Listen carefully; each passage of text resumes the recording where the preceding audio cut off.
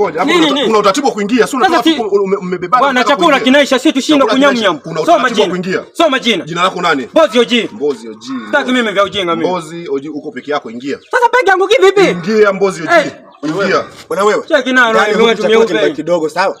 Wewe hapo sio sawa? Namalizia hapo, wanaingia tunaendelea. Wasimalize. Sawa. Bado wangapi hapo? Bado wangapi? Wako wawili. Haya. Ingia Mbozi Oji. Peke yako unaingia. Kwanza hapa miguu mingapi inatembea? Miguu miwili ya mtu mmoja. Sisi ni mwili mmoja. Hivi wewe una akili timamu? Sisi mwili mmoja. Kama hapa kuna mzozano niache niingie ndani. Mzozano gani na wewe? Nisikie nini? Boy ili hapa jina wewe Nyex hilo hapo. Ingia. Nyex jina gani Next mwishoni? Jina gani Next mwishoni? Wewe kamanda naingia, sisi mwili mmoja. Peke yako unaingia. Sisi ni mwili mmoja. Utaratibu sio kuingiza watu wawili. Sasa uingize nini? Nataka kuingiza mtu mmoja. Wewe unataka kuniingiza mimi? Naingiza mtu mmoja, sio kukuingiza wewe. Sio kajone wife. Umekosa vya kuingiza niingize mimi. Au ni wewe? Wewe unataka kumuingiza nani? Nataka kukuingiza. Yaani niingize mimi. Jina lako lipo hapa, hakuna jina la mke wako. Na nyumbani. Nipigane. Unataka kunifanyaje? Kukuingiza.